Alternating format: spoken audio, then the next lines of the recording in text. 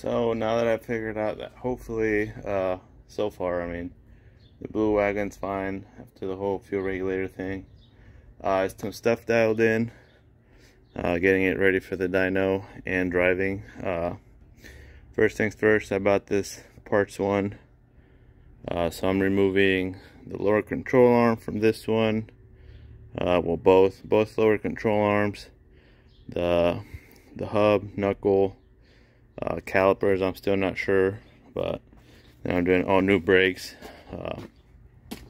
Reason is probably about 6-8 months ago I was driving, didn't realize that I hit like a huge break and it damaged my wheel. Ever since then the wheel was kind of cambered in. I don't know if this thing is bent at all. I mean, it's kind of hard to tell. It might be minimal, but either way, the bearing on this one is shot compared to this one over here. Don't mind the disc getting replaced. This turns a lot better. This one's, you can hear it starting to make noise. Another thing, this control arm is tight, but that bushing is gone, whereas this one, it's not the best, but it'll hold a little longer till I get a full bushing kit, which is not really that many bushings up here because all this is spherical for the traction bar. And like I said, here it'll only be this one, that one, then I'm replacing this one's from my other wagon, in case this is bent too. Like I said, I don't know what's bent. I just know something's not right, so might as well replace it all. Another thing, obviously this is the one that failed on me that one day. This is getting blocked off and I'm replacing it with external, or not external, but one that doesn't go mounted on their fuel rail. Now I'm doing the deadhead system style, so basically fuel comes out the firewall into the regulator, out to the fuel rail here, and then the return will be on the bottom. So I just run that to my stock return there, and I'll be able to mount it right here where it's at too. So nothing will really change other than the big regulator here instead of here. Another thing, I gotta pull the cams off, re-torque the head just to be sure, since it did seem like it lifted the head enough to, when it hydrolocked, or not hydrolocked, but put fuel in the cylinders, and I mean, could have hydrolocked it, but yeah, you can say. And set the valve lash, and then pretty much that's about it. Another thing I didn't mention, these are old as hell. Obviously the first gen Skunk 2s where they didn't have the preload. I do have another set that will be going on it as well, so hopefully that goes smooth and everything is running fine, and then I will be hopefully ready for the dyno soon. So I actually got a lot done yesterday. Obviously it's all back together. It was a pain in the ass. Obviously retimed it, set the valve lash again, which basically was dead on. I had just done it not long before that happened. Now, as you guys can see, I'm getting rid of this thingy here and going to external.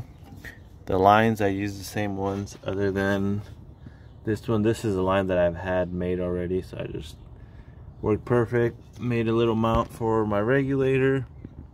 This is the same line that was already on there, and that just goes straight to the fuel rail. Like I said, I'm doing the deadhead system, which is what I always run on my cars. So I went picked up some fittings. I was going to run a 90 from here straight over to the return there, and that should take care of that. I am going to remove this. I did look that I didn't find any block off plates, so I'm going to look see if I have a piece of aluminum that I can make one. If not, I will be tapping it and just putting a little plug on, which is what would come on like right there. So we'll see how that goes. It sucks that I have to take it off. I hate taking the fuel rail off, but I mean, if it's something I gotta do, I gotta do. So but like I said, I would rather much rather do a block off, but we'll see how that goes once I get that part of it done. Which I went and picked up some what is it? I keep forgetting the name. ORB 2-6, which is what's gonna go there. Connect the hoses. Right now I just have a -6 to -6 for Fitman, but that works. But like I said, picked up the push-on 90 to the return. So that's what I'm gonna be doing. Actually, we're thinking we're gonna dyno it today, so it kind of worked out because I didn't want to be rushed. But tomorrow morning we will be headed to the dyno and see how that goes. For that, all I have to do is remove the drive shaft and I'll be on my way. Alright, so now real quick, I'm going to make sure base timing is set at 16 degrees. Let's be over here.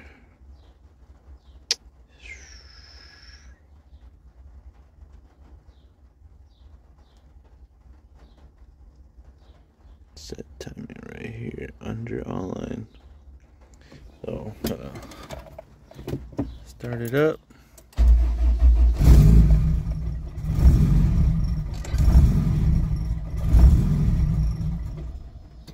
Okay, maybe first I'll set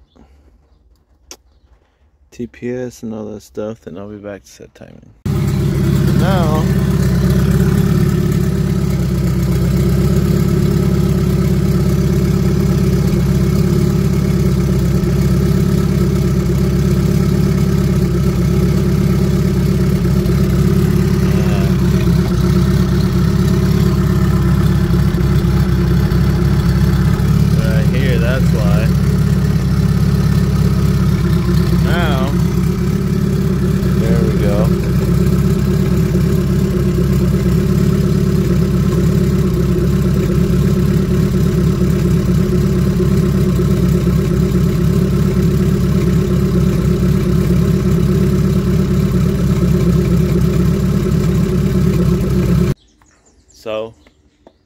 birds are chirping. It's bright and early. Getting this thing ready for the dyno. Getting tuned on front wheel drive. Got the drive shaft off. Doing a quick oil change. And then I should be set. Well, I might drain the E85. And then just put all new E85, because that E85 has been sitting there for probably about a month. I don't know. So gonna drain that and then head over to off the line, see if we can get this baby tuned. I'm kind of worried. I don't know, but we'll see what it does. Keeping it under 20 pounds a boost should be okay.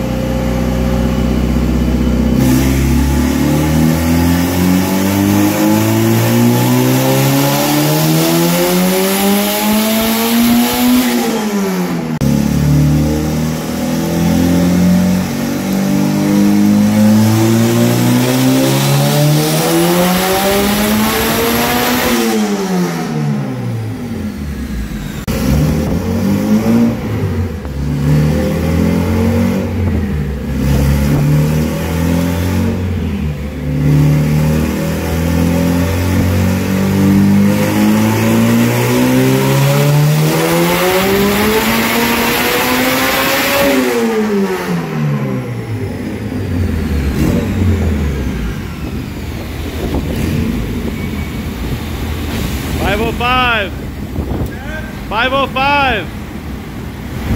Woo! 500, baby.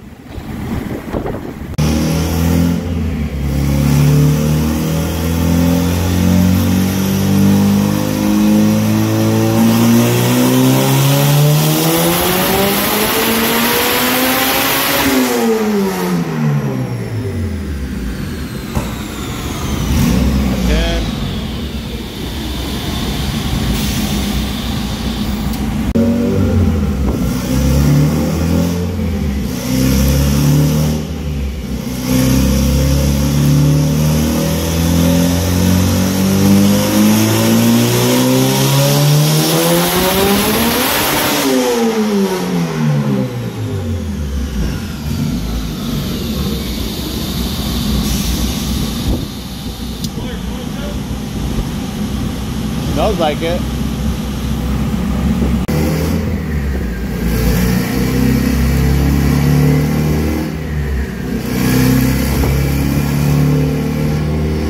They clutch his toes.